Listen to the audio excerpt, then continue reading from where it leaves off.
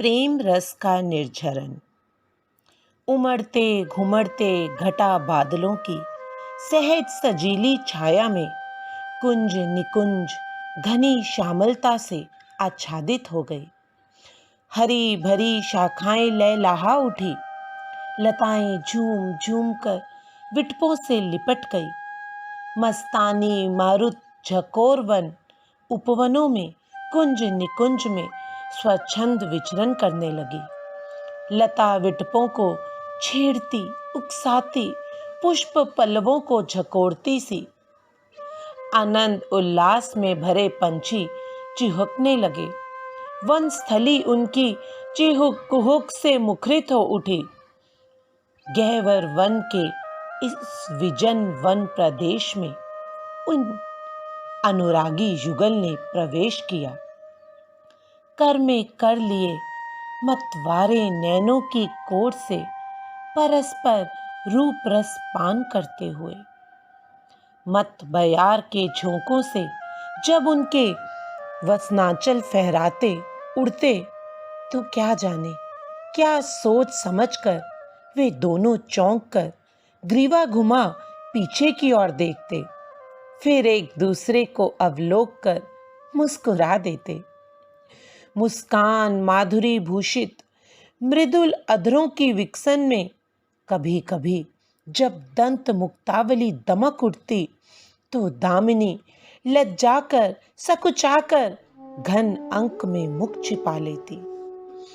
सघन वृक्षावलियों से घिरे उस एकांतिक गिरि प्रांत में एक ऊंची सुचिकन आसन पर स्कंद से स्कंद लगाए एक एक कर सरोज परस्पर अंक में धरे दोनों बैठ गए। सहसा ही लताओं ने नभ से मिल रस अधीर प्रियतम की रस ललक का एक सजीव चित्र प्रस्तुत कर प्रियाजू को झंकोर दिया। सहसा ही लताओं ने नभ से मिल रस अधीर प्रियतम की रस ललक का एक सजीव चित्र प्रस्तुत कर प्रियाजू को झंकोर दिया। उनके मृदुल कलेवर में सिहरन भर गई। मुख पर मृदु मुस्कान चंद्रिका खिल उठी। उन अनुरागी रसोन्मादी प्रियतम को सींचती सी। आहा, उनके एहलाद का ठिकाना नहीं, आनंद उन्माद की सीमा नहीं। हठीली रस गर्वीली प्रियतमा सहज ही उनके प्रणय याचना को स्वीकार कर लेगी। यह आशातीत निधि पा वे प्रणयी किशोर झूम उठे। प्रिया को अपनी फड़कती आजानू भुजाओं में भर उनके स्पंदित उर अंतर से व्यग्र रस विनिमय करते वे नवल सुंदर आज न जाने कैसी कैसी मत झकोरों से प्राण वल्लभा किशोरी को उमगाते उकसाते पुनः पुनः रस की उन्मत्त बौछार कर रहे थे। किशोरी के पृष्ठ प्रदेश को सहलाते सरसाते उनके करकंज प्रियाजू के आभूषणों में अटक गए। अब तो मद गर्वीली राधिका तनिक तुनकी और तुनक कर सबल सुपुष्ट बाहुपाठ से निकलने का अवांछित असफल प्रयास करने लगी। पर आज तो वे सुजान सुंदर तनिक भी आशंकित नहीं हुए। जानते थे कि आज तो दाव उन्हीं के हाथ है।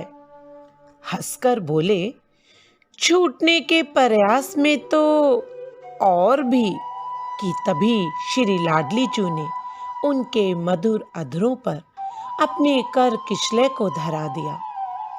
किसले की कोमलता कमनीयता को उस मंजुल मधुरिमा ने मृदुल कर में बांध अरुण अधर दलों से रसदान प्रदान किया।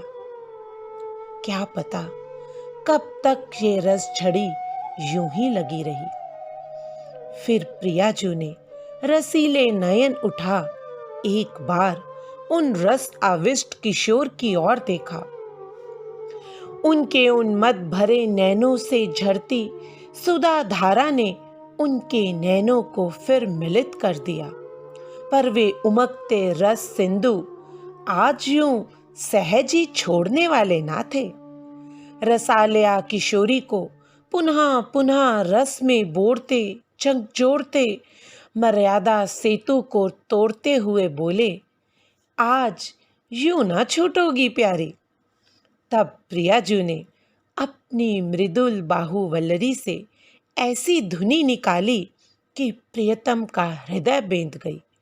वो ध्वनि मानो कह रही थी कि आज छूटना चाहता कौन है, बस विहार विलास झूम झूम कर और रस केली बेली फूल फूल कर उन रसाविष्ट युगल को और इन रस के हिलोरों को कौन गिने, मद की झकोरों का माप तोल कौन करे। संध्या कब निशा की नीरवता में लय हो गई, उन सूरत बावरों को क्या पता उन सूरत बावरों को। हाँ, जब जलद पटल से मुख निकाल, जब चंद्रमा ने उन पर हास चंद्रिका लुटाई, सुधा उड़ेली, तो वे दो चौंक कर एक दूसरे को अवलोका। फिर झिझक सकुच संपन्न वह चंद्रमा लज्जा गया। चांदनी उनका अनुगमन करती हुई और सूरत संपन्न युगल फिर अपने रस में लीन हो गए। आज की लीला का पहला प्रश्न। लताओं ने नभ से मिल रस अधीर प्रियतम की रस ललक को दर्शाते हुए आज कौन सा सजीव चित्र प्रस्तुत किया, जिससे लाडली जू के मृदुल कलेवर में सिहरन भर गई। दूसरा प्रश्न। आज प्रियतम किन किन मद झकोरों से प्राण वल्लभा किशोरी को उमगा और उकसा कर उन्मत्त कर रहे हैं। उदाहरण, लाडली जू के नयनों में नैन मिला उन्हें अधीर करते हैं, फिर जब अपने ओष्ठों से उन्हीं नेत्रों का चुंबन करते हैं तो लाडली जू के मत भरे नयन बंद हो जाते हैं और वो प्रियतम के अधराबिंब के स्पर्श से और उनको ना निहार पाने से और व्याकुलित हो जाती हैं। तीसरा प्रश्न। आज प्यारी जू प्रियतम के भुजा पाश से छूटना नहीं चाहती, फिर भी कौन कौन से असफल प्रयास करती हैं छूटने के लिए। उन मधुर चेष्टाओं का चित्रांकन करें।